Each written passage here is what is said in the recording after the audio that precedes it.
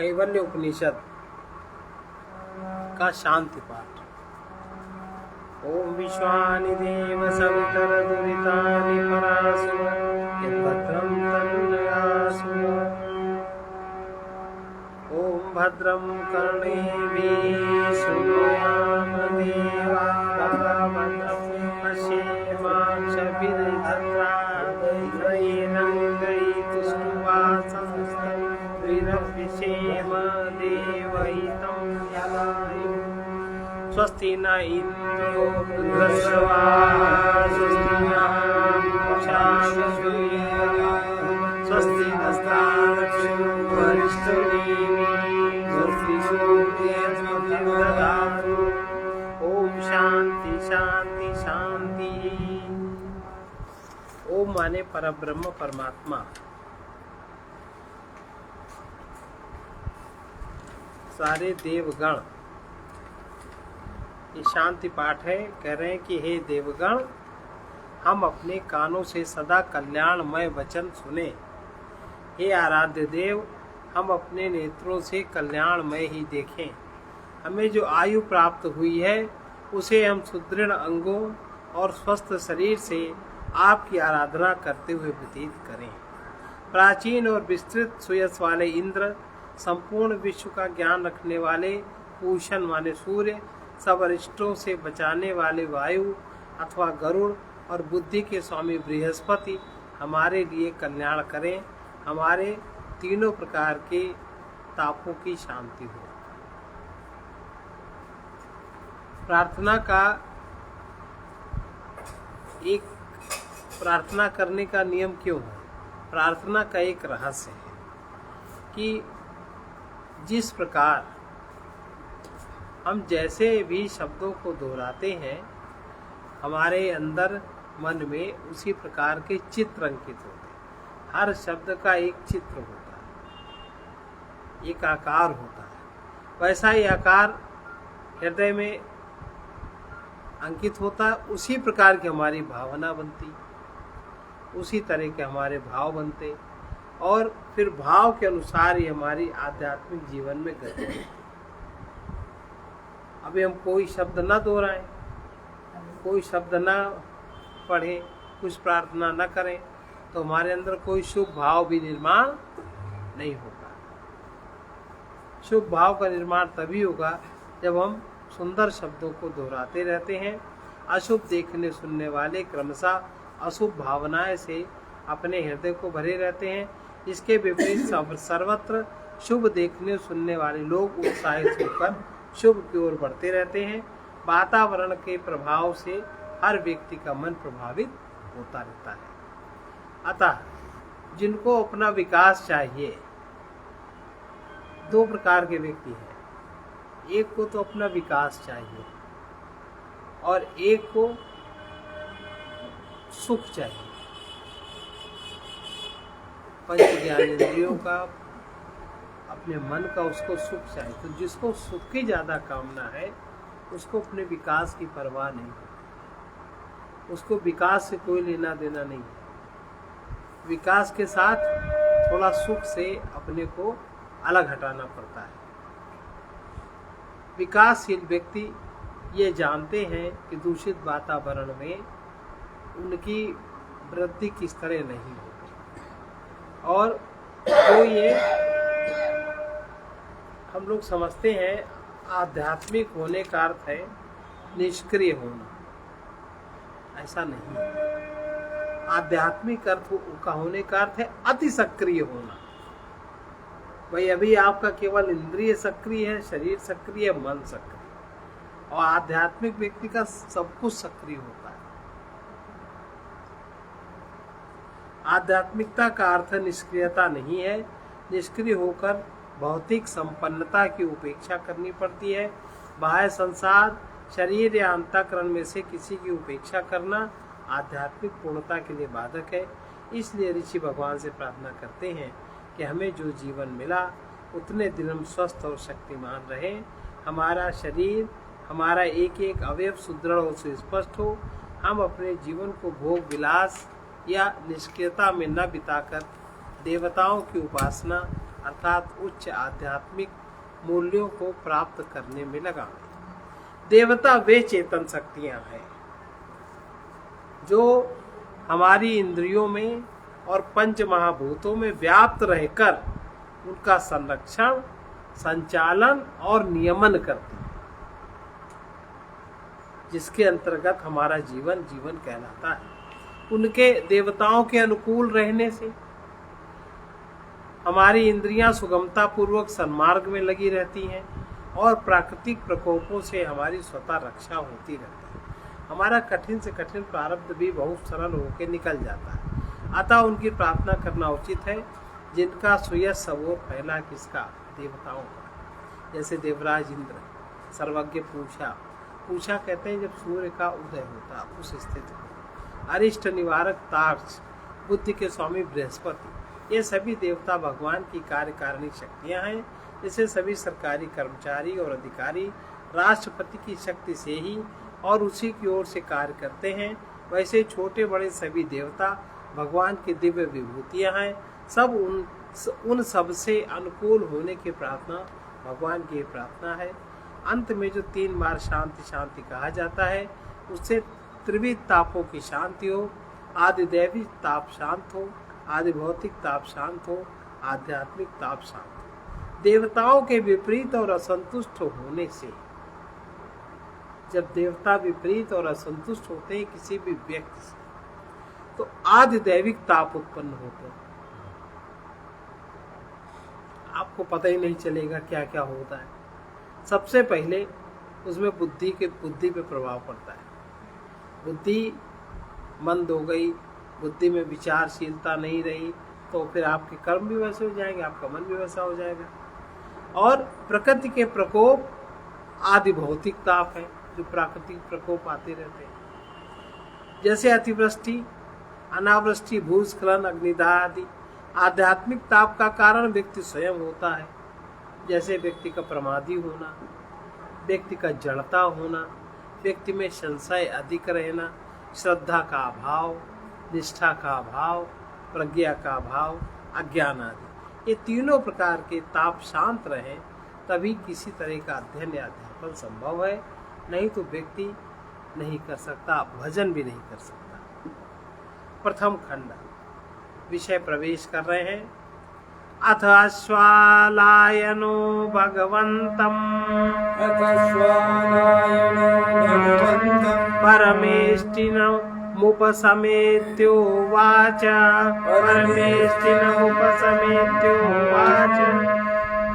अथ माने इसके पश्चात आश्वलायना, आश्वलायन नाम है।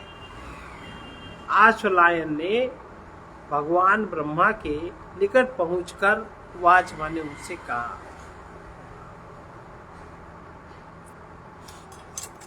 अब उनसे उन्होंने क्या कहा?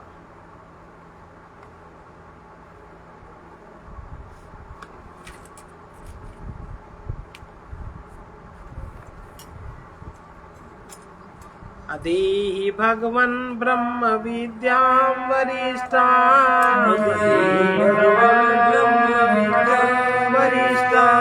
सदा सद्भिः सेव्यमानां निगूढां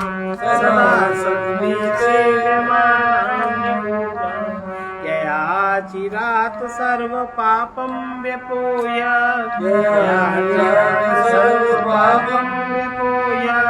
परात् परम पुरुषं याति विद्वान्,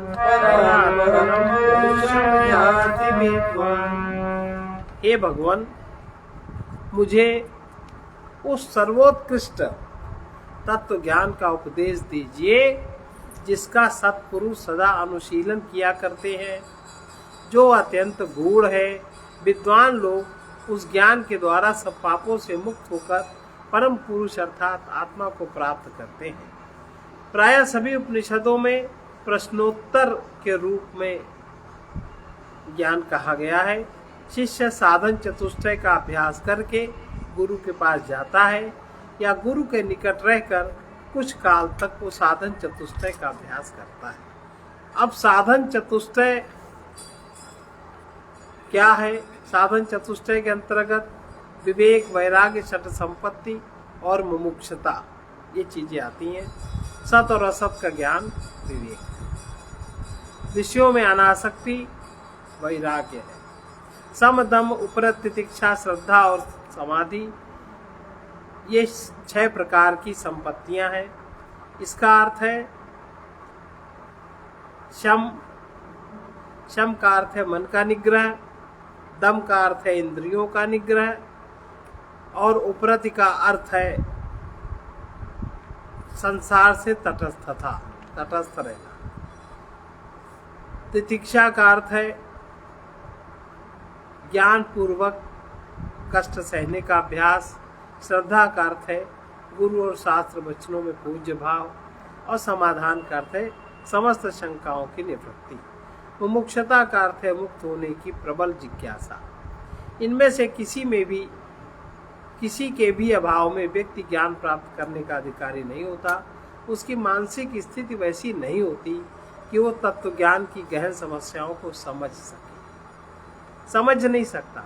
और जब व्यक्ति समझता नहीं है तब व्यक्ति क्या करता है? खाने पीने के चक्कर में पड़ जाता है। जो खाने पीने में लग जाते हैं, चाहे सत्संग होता हो, चाहे हनुमान चालीसा होती हो, चाहे पाठ होता हो, आजकल फैशन है कि जरा से कुछ होता है खाने पीने के चक्कर में पड़ जाते हैं। इसका मतलब उनकी खोपड़ी में कुछ भी समझ में नहीं आ रहा, उनकी आसक्ति भोज्य पदार्थों में ही है। अब उस स्तर के व्यक्ति को आप क्या कहिएगा, उनका लेवल क्या है? इसलिए जब व्यक्ति ज्ञान प्राप्त करने का अधिकारी नहीं होता, उसकी मानसिक स्थिति ऐसी नहीं होती कि वो तत्व ज्ञान की समस्या समझ सके, मुमुक्षता की भावना न हुई तो उसे कोई जिज्ञासा ही नहीं होती। वो सांसारिक दुखों को अपरिहार्य मानकर उन्हीं को दूर करने में उसी में लगा रहता है। और यदि विवेक या वैराग्य न हुआ तो वो जीवन के उच्च मूल्यों से अपरिचित रहता है, उदासीन बना रहता है। इसलिए वही व्यक्ति तत्व ज्ञान का अधिकारी होता है जिसने विवेक आदि का अभ्यास कर रखा है। इस प्रकार कुछ काल तक साधन चतुष्टय का अभ्यास करके गुरु के पास जाता है, या गुरु के निकट रहकर कुछ काल तक उसका अभ्यास करता है।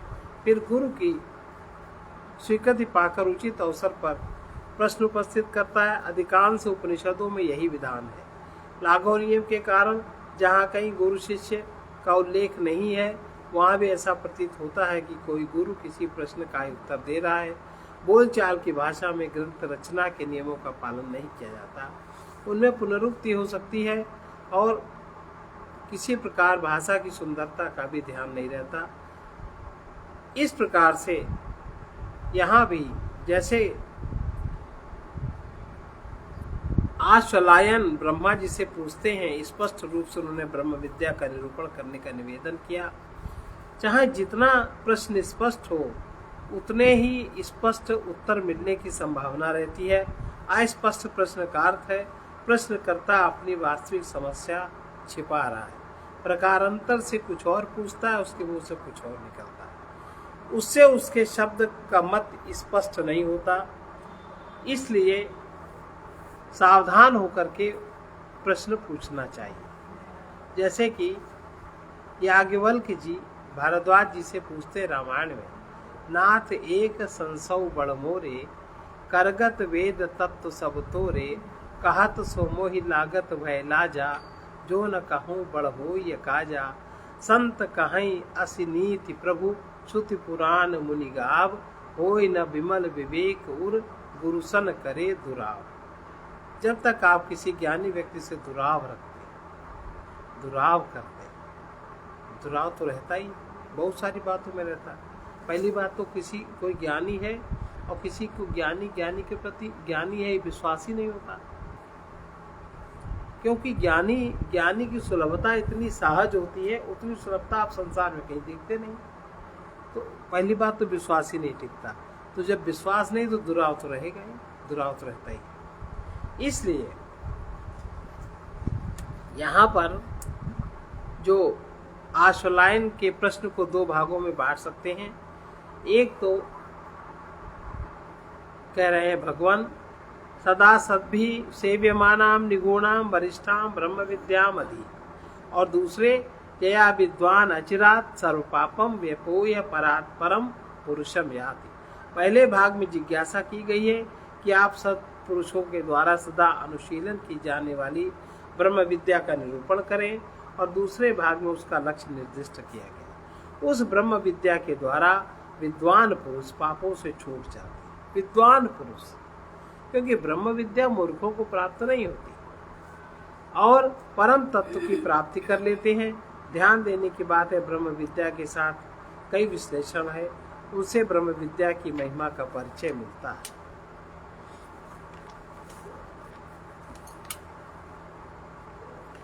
ब्रह्म विद्या सदा सेव्यमाना है। ब्रह्म विद्या का सदा सेवन करना चाहिए। यदि मनुष्य जाति को उत्तम, मध्यम, निकृष्ट 3 वर्गों में विभाजित करें, तो मध्यम और निकृष्ट वर्ग के लोगों से यह आशा कदापि नहीं रखनी चाहिए कि उस वर्ग में रहते हुए कभी ब्रह्म विद्या की उनको जिज्ञासा होगी। उनके लिए तो ये असंभव है, अप्राप्य है, बड़ी कठिन है। निकृष्ट लोग तामसी स्वभाव के कारण पशुओं की तरह जड़ प्रकृति के होते हैं। मध्यम प्रकार के लोग राजसी प्रकृति की ओर भौतिक संपन्नता में सुखी रहने वाले प्रिय मार्गी होते हैं। केवल जिनकी प्रकृति उत्तम है वे ही श्रेय मार्ग का अनुसरण कर पाते हैं। श्रेय मार्ग के अनुसरण की कला ही ब्रह्म विद्या। श्रेय मार्ग का अनुसरण किस प्रकार से हो, कैसे हो, उसका विधान ही ब्रह्म विद्या है। इस प्रकार ब्रह्म विद्या बहुत गूढ़ है। उसके निगूढ़ता का एक कारण और है कि उसका जो व्यक्ति का वास्तविक स्व या आत्मा ही ब्रह्म विद्या के द्वारा ज्ञातव्य और प्राप्तव्य है। इसके अलावा ब्रह्म विद्या का और कोई अर्थ नहीं। ब्रह्म विद्या का ज्ञान जितना कठिन, रहस्य में सूक्ष्म है, उतना उसकी प्राप्ति का फल भी महान और परम कल्याणकारी है। मनुष्य इस विद्या द्वारा अपने पापों से तत्काल मुक्त हो जाता है और परम तत्व को जानकर उसी में स्थित हो जाता है। उसे पूर्णता प्राप्त हो जाती है और पूर्णता के साथ चिर शांति परमानंद की अनुभूति होती है। इससे अधिक और किसी मनुष्य को क्या चाहिए।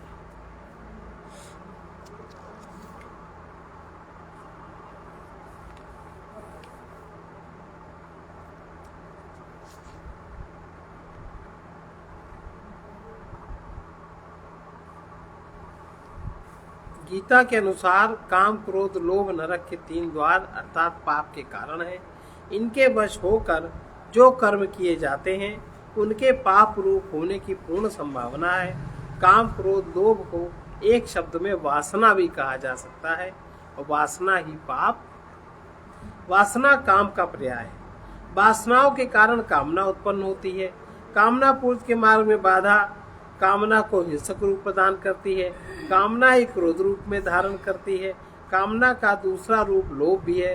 दूसरे लोगों के हित को ध्यान में रखे बिना अपनी कामना की पूर्ति का प्रयत्न लोभ है। इस प्रकार काम, क्रोध, लोभ एक ही मनोविकार के 3 भिन्न रूप हैं। कामना प्रेरित कर्म संस्कारों का सृजन करते हैं। उनकी पुनरावृत्ति से संस्कारों की प्रचुरता या तीव्रता वासना का रूप लेती है। यही वासना पाप है। इसका परिणाम दुख होता है। वासनाओं का निवास स्थान चित्त है। साधना का मर्म चित्त का परिमार्जन है। साधना का परिणाम या साधना का चित्त का परिमार्जन, चित्त का शुद्ध होना है, और ज्ञातृत्व, भोक्तृत्व, कर्तृत्व भाव के अतिक्रमण में निहित है। जैसे जैसे व्यक्ति शरीर, मन, बुद्धि के यंत्र के प्रति जागरूक और अपने यथार्थ रूप में स्थित होता जाता है, वैसे वैसे वो वासना पाप से स्वतः दूर होता जाता है। साधक की सफलता के निषेधात्मक रूप है। यदि उसे विधेयात्मक रूप में कहें तो कहा जा सकता है वो साधक अपनी अंतरात्मा में पुरुष का ज्ञान उसमें उत्पन्न होता जाता है। उसे आत्मज्ञान का लाभ होता है। आत्मा भूमा है, पूर्ण है, पूर्णता में ही सुख है। यह आत्मा परात्पर है, परामाया है, प्रकृति है। उससे नाम रूपात्मक संसार की रचना होती है। साधक उस माया से परे चला जाता है। आत्मा माया से मुक्त है, वो परात्पर है।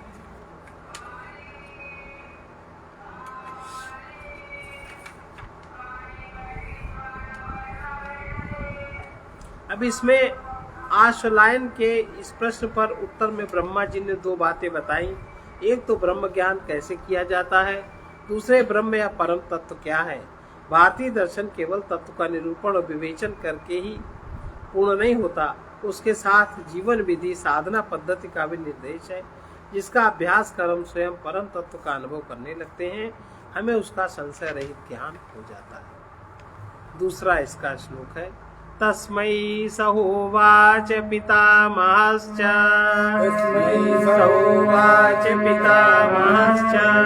श्रद्धा भक्ति ध्यान योगाद वै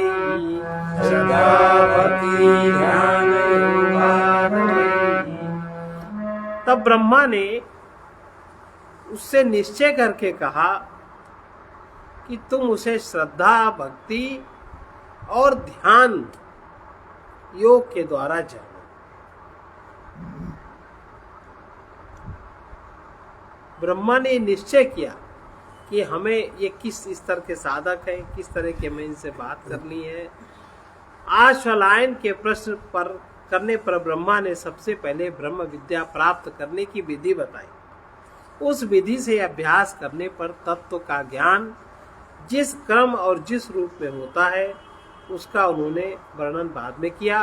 ब्रह्म विद्या के निरूपण की यही सबसे उत्तम विधि हो सकती है।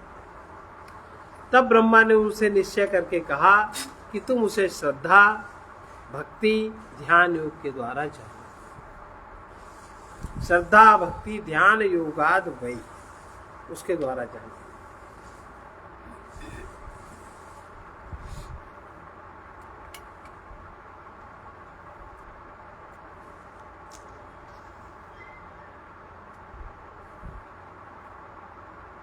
अपनी आत्मा को अर्थात अपने को दरअसल अपने द्वारा ही जाना जा सकता है। अपनी अनुभूति अपने आप को स्वतः होनी चाहिए, किंतु सबसे बड़ा व्याघात यही है कि हम उसी से अनभिज्ञ हैं। जब हम अपने को नहीं जानते तो भला हम उसे अपने को जानने के लिए कैसे काम में ला सकते हैं। इसलिए जब तक हमें अपने अस्तित्व का यत्किंचित बोध नहीं होता, हमें अपने से भिन्न किसी अन्य साधन को अपनाना ही पड़ता है। अपने से भिन्न बहुत साधन हो सकते हैं, किंतु बिना विचारे उनमें से किसी का उपयोग करना उचित नहीं होता। उन सब साधनों में वही साधन हमारे लिए सबसे अधिक उपयुक्त सिद्ध होता है जो हमारे लिए सबसे अधिक निकट है। हमारे निकट के साधन बुद्धि हृदय और इंद्रियां ही हैं। इंद्रियां तो बहिर्मुखी हैं, उनसे अपने अंदर की वस्तु देखी नहीं जा सकती। अब बुद्धि और हृदय हमारे पास बचते हैं, जिनका सहारा लिए बिना हमारे पास अन्य कोई उपाय नहीं रह जाता। बुद्धि अपना कार्य श्रद्धा से और हृदय अपना कार्य भक्ति से करता है। दोनों के सामंजस्य से प्रातिभ ज्ञान इंट्यूशन का उदय होता है। यह ध्यान की अवस्था में कार्य करता है। इसलिए सरल भाषा में यही कहा जा सकता है, श्रद्धा भक्ति ध्यान से ही तत्व का ज्ञान होता है।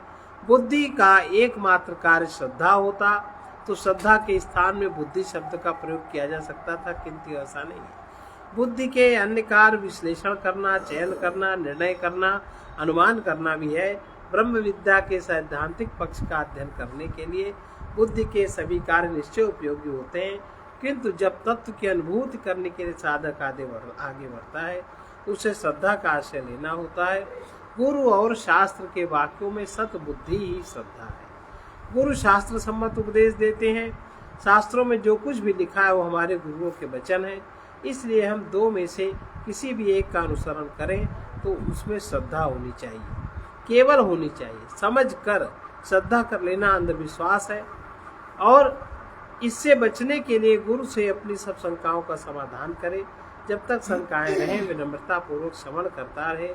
श्रवण की चरम सीमा में श्रद्धा उत्पन्न हो सकती है। श्रद्धे के प्रति समर्पण भाव, जब श्रद्धा उत्पन्न होती है तब समर्पण होता है। भक्ति में प्रेम समर्पण उसे प्राप्त करने की उत्कृष्ट इच्छा होती है। बुद्धि में बुद्धि की श्रद्धा जिस वस्तु में टिके उसे अपने संपूर्ण सत्व से प्रेम करना चाहिए। अब बुद्धि और हृदय एक ही केंद्र में जब स्थिर हो जाएं, इसी को ध्यान कहते हैं। और ध्यान में जब ध्येय का अनुभव होता है तो उसे योग कहते हैं। इस स्तर तक पहुंचने पर मन की एकाग्रता बहुत आवश्यक है। मन की चंचलता के कारण हमारा ध्यान नहीं सध पाता, और ध्यान नहीं सधता तो ज्ञान की जागृति नहीं होती।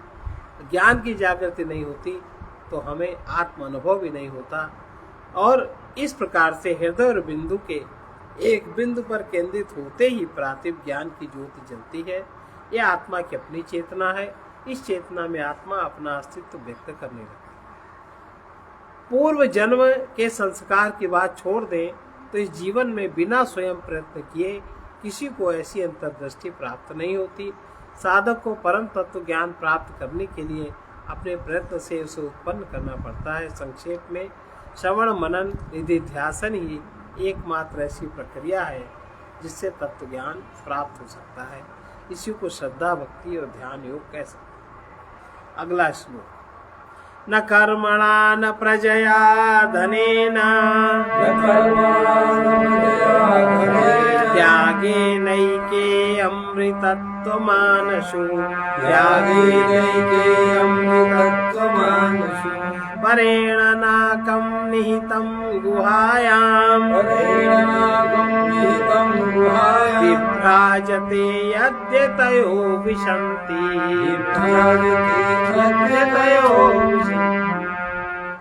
अब कह रहे हैं कि ना तो कर्म के द्वारा, ना संतान के द्वारा, और ना धन के द्वारा, केवल त्याग के द्वारा ही लोगों ने अमृतत्व प्राप्त किया है। स्वर्ग से भी उच्च परम सत, जो स्वर्ग से भी उच्च है, स्वर्ग माने सुख, उससे भी जो उच्च है वो परम तत्व हृदय की गुहा में विराजमान है और वहीं वो प्रकाशित होता है। यति लोग उसे पाते हैं, दूसरे नहीं पाते। ये जो कह रहे हैं श्रवण मनन निधिध्यासन के साथ त्याग की आवश्यकता है। बिना त्याग भावना के एक कदम भी आगे बढ़ना कठिन है। जैसे पैरों में चक्की के पाट बांधकर आगे बढ़ना कठिन है, वैसे ही लोभ मोह के वश होकर साधना में सफलता पाना भी असंभव है। मनुष्य अपनी ही भावनाओं की डोरियों में अपने को कस लेता है, उन्हीं में बंधा वो अपने को असहाय पाता है। उसकी वृत्तियां आसक्ति के विषय की ओर निरंतर प्रभावित होती रहती हैं। वह उन्हीं के पाने और उनकी रक्षा करने में जीवन व्यतीत करता है। वह विषयों को ही जीवन का परम प्राप्तव्य समझकर सदा व्यस्त रहता है। विषयों की प्राप्ति और भोग में आकंठ निमग्न व्यक्ति इस तरह के ज्ञान के प्रतिपादन में परम तत्व को नहीं जान सकता, ना उसको अमृतत्व ही प्राप्त होता है। अब यहाँ सबसे पहला प्रश्न उठता है कि त्याग का तात्पर्य क्या है? त्याग किसे कहते हैं?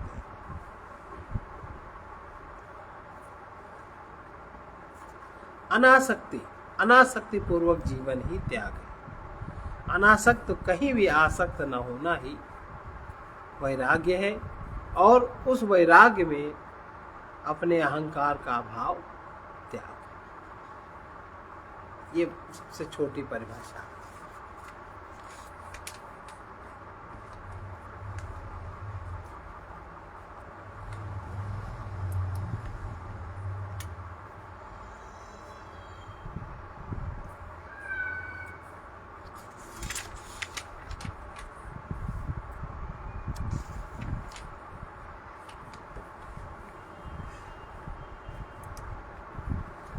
आश्चर्य की बात है कि आत्मा को देखने वाला आत्मा से भिन्न नहीं होता। आत्मा की अनुभूति करने वाला आत्मा से कोई भिन्न तत्व नहीं है। और हमारी व्यक्तिगत चेतना वहाँ पहुंचकर जब आत्मस्वरूप हो जाती है तो हमें अपने को जानने के लिए स्वयं में ही स्थिर होना पड़ता है। उसी को अंतर खोज कहते हैं। इस खोज में बुद्धि और हृदय का सहारा जो लिया था वो भी छूट जाता है। जहाँ पर परम शुद्ध चैतन्य महतत्व के संयोग के साथ जहाँ से अहं का जन्म होता है, उस केंद्र में बुद्धि को ठहराना पड़ता है। तब जो ज्ञान उत्पन्न होता है उसे अपने स्वरूप का ज्ञान या आत्मज्ञान कहते हैं। चौथा श्लोक इसके बाद समाप्त करेंगे। वेदांत विज्ञान सुनिश्चितार्था, वेदांत विज्ञान सुनिश्चितार्था, संन्यास योगादयता यतयः शुद्ध सत्वा, संन्यास योगादयतयः शुद्ध सत्वा, ते ब्रह्मलोकेषु परान्तकाले, ते ब्रह्मलोकेषु परान्तकाले परामृतात् परिमुच्यन्ति सर्वे, परामृतात् परिमुच्यन्ति सर्वे। जिन्होंने आसक्ति के त्याग रूप योग से अपना अंतःकरण शुद्ध कर लिया, अर्थात जिनकी आसक्तियां छूट गई, जिन्होंने वेदांत शास्त्र के गहन अर्थ को निश्चय पूर्वक जान लिया, वे समस्त प्रयत्नशील साधक गण शरीर त्याग कर ब्रह्मलोक में जाते हैं और वहां सर्वथा मुक्त होकर परम अमृत स्वरूप हो जाते हैं। जिन्होंने आसक्ति के त्याग रूप योग से अपना अंतःकरण शुद्ध कर लिया और जिन्होंने वेदांत शास्त्र के गहन अर्थ को निश्चय पूर्वक जान लिया, वे समस्त प्रयत्नशील साधक शरीर त्याग कर ब्रह्मलोक में जाते हैं और वहां सर्वथा मुक्त होकर परम अमृत स्वरूप हो जाते हैं। यह मंत्र मुंडक उपनिषद से उद्धृत किया गया। इसमें साधना की उस संपूर्ण प्रक्रिया जिसका उल्लेख पूर्व मंत्रों में किया गया फिर से बताई गई है। सबसे पहले अति त्याग का अभ्यास करते हैं, इसमें उनका मन शुद्ध होता है। शुद्ध मन से जब वो अध्ययन करते हैं तब वास्तविक अर्थ स्पष्ट होता है। यथार्थ ज्ञान होने से सारे बंधन से वो छूट जाते हैं, अमृतत्व प्राप्त होता है। ऐसा जीवन मुक्त शरीर छोड़कर ब्रह्मलोक जाते हैं और सदा के लिए मुक्त हो जाते हैं। संक्षेप में यही ब्रह्म विद्या है और जिसे इसका तत्वतः ज्ञान हो गया उसे परम पद प्राप्त हो जाता है, वो कृतकृत्य हो जाता है।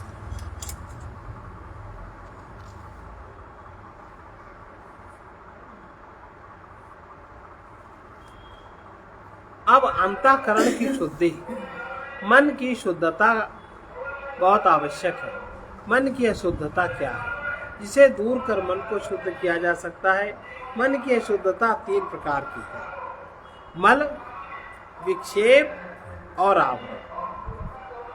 पाप के कारण मल, राग द्वेष के कारण, पाप के कारण तो मल और फिर राग द्वेष के कारण विक्षेप और अज्ञान के कारण आवरण उत्पन्न होता है।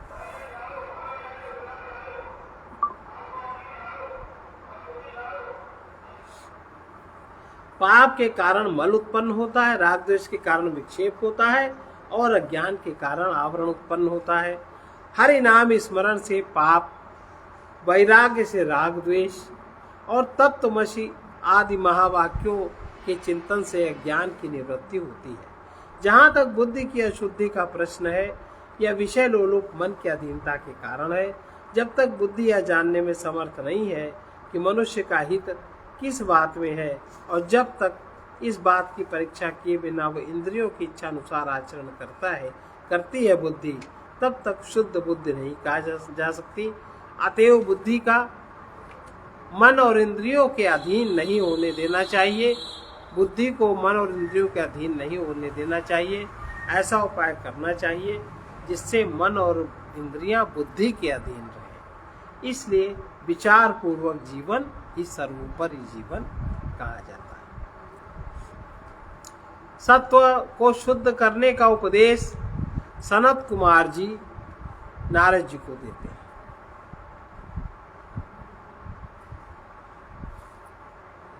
ये कह रहे हैं कि आत्मचिंतन की प्रवृत्ति का आरंभ योग का आरंभ है। इस प्रकार संन्यास योग का क्या अर्थ होता है? विषयों की आसक्ति छोड़कर मन को आत्मचिंतन में लगाना। संन्यास और योग की प्रक्रिया साथ साथ चलती है। ये दोनों अन्योन्याश्रित हैं, एक दूसरे को पुष्ट करते हैं। संन्यास से योग में प्रगति होती है, योग से संन्यास परिपुष्ट होता है। अब ये काम जैसे लोग सोचते हैं घर गृहस्थी छोड़कर सन्यास की दीक्षा लेने मात्र से कार्य सिद्ध होता, ऐसा नहीं होता।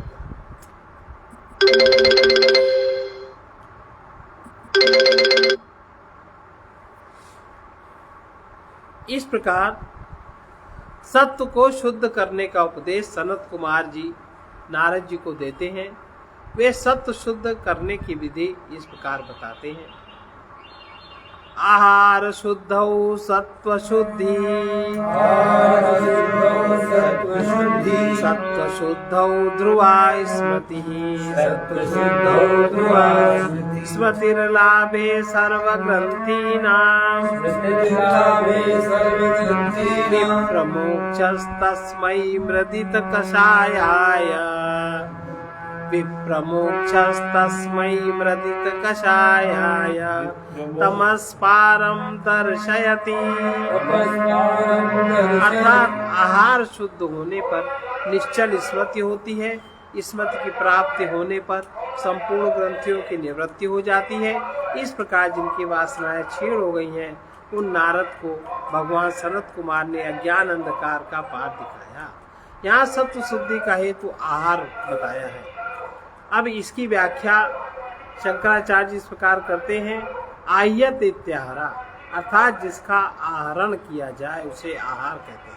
भोक्ता के भोग के लिए शब्दादि विषय विज्ञान का आहरण किया जाता है। उस विषयोपलब्ध रूप विज्ञान की शुद्धि ही आहार शुद्धि है। अर्थात राग द्वेष मोह आदि दोषों से असंस्पृष्ट विषय विज्ञान। एक शब्द में यही संन्यास है। आहार शुद्धि ही संन्यास है। संन्यास से सत्व शुद्धि होती है।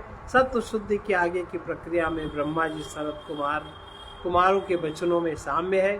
सनत कुमार भी ब्रह्मा जी के शिष्य हैं। सनत कुमार के अनुसार सत्व शुद्धि होने पर आत्मा की स्मृति दृढ़ हो जाती है। इस प्रकार की स्मृति में अविद्या ग्रंथियां खुल जाती हैं और अंधकार के पार दिखाई देने लगता है। ब्रह्मा के अनुसार इसी प्रक्रिया का वर्णन है। सत्व शुद्धि से वेदांत का निश्चित ज्ञान और ब्रह्मलोक की अनुभूति उससे होती है। दोनों एक ही मार्ग का वर्णन करते हैं, केवल भिन्न भिन्न स्थानों का उल्लेख है। इस प्रकार से संपूर्ण वेदांत का ज्ञान सार 4 महावाक्यों में है। प्रज्ञानम ब्रह्म, तत्त्वमसि, अयम आत्मा ब्रह्म और अहम ब्रह्मास्मि। ये 4 ही महावाक्य हैं।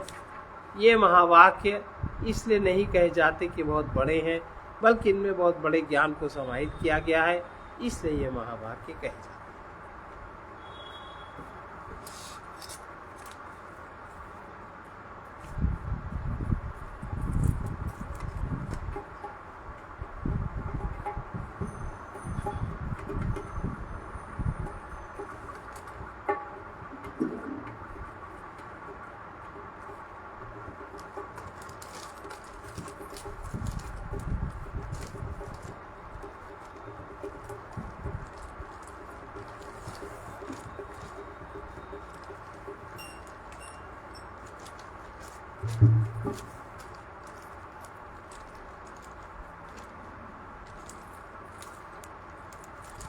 गुरुजन जो कुछ कहे जाते हैं, गुरुजन जो कुछ कहे जाते हैं, उसे बुलाओगे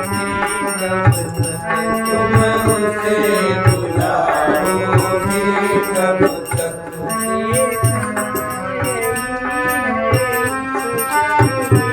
देखना यही है इस जग में,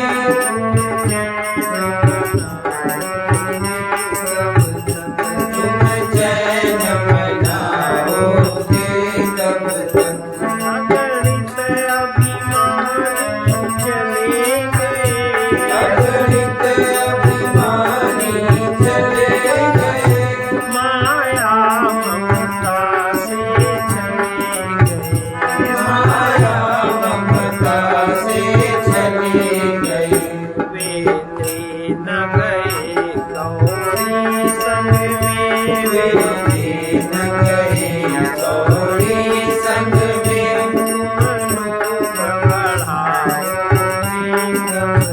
तुम लोग बढ़ाओगे कब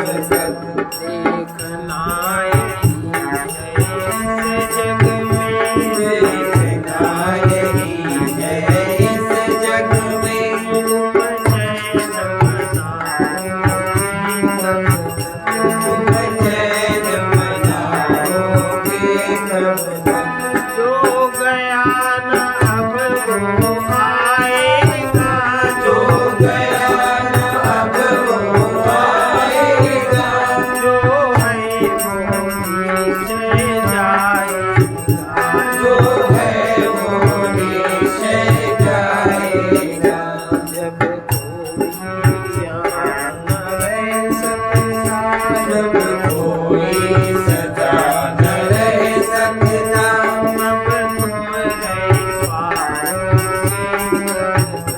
तब तुम रह पाओगे कब तक।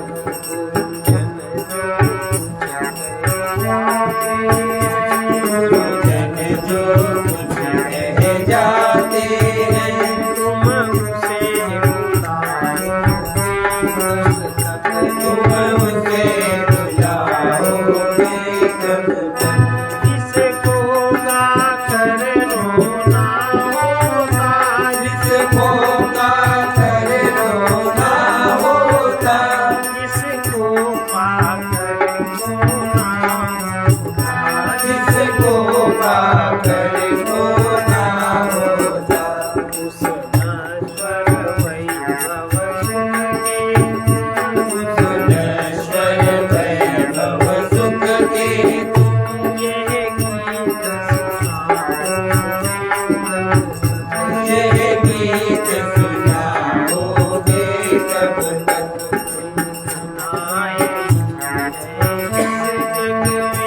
देखना यही है इस जग में, तुम चैन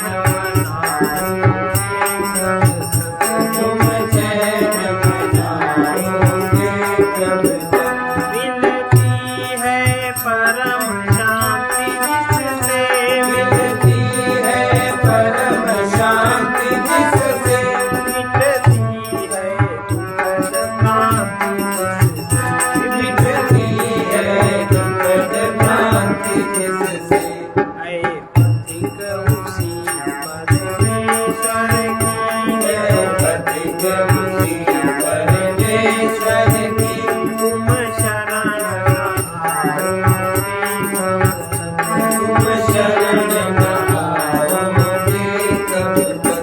देखना इस जग में, देखना यही है इस जग में, तुम चैन तुम चैन मनाओगे कब तक। गुरुजन जो कुछ कह जाते हैं, गुरुजन जो कुछ कह जाते हैं, तुम उसे बुलाओगे तुम मुझे बुलाओगे।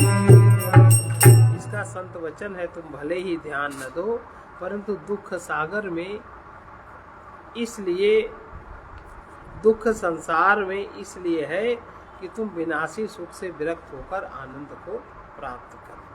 सर्वे भवन्तु सुखिनः, सर्वे भवन्तु सुखिनः, सर्वे सन्तु निरामयाः, सर्वे सन्तु निरामयाः, सर्वे भद्राणि पश्यन्तु, सर्वे भद्राणि पश्यन्तु, मा कश्चित् दुःखभाग् भवेत्। मा कश्चित् दुःखभाग् भवेत्। कृष्णाय वासुदेवाय, कृष्णाय वासुदेवाय, हरे परमात्मने, हरे परमात्मने, प्रणतक्लेशनाशाय, प्रणतक्लेशनाशाय, गोविन्दाय नमो नमः। गोविन्दाय नमो नमः। असतो मा सद्गमय, असतो मा सद्गमय, तमसो मा ज्योतिर्गमय, तमसो मा ज्योतिर्गमय, मृत्योर्मामृतं गमय। मृत्योर्मामृतं गमय। ॐ पूर्णमदः पूर्णमिदं पूर्णात् पूर्णमुदच्यते पूर्णस्य पूर्णमादाय पूर्णमेवावशिष्यते। ॐ शान्ति शान्ति शान्तिः।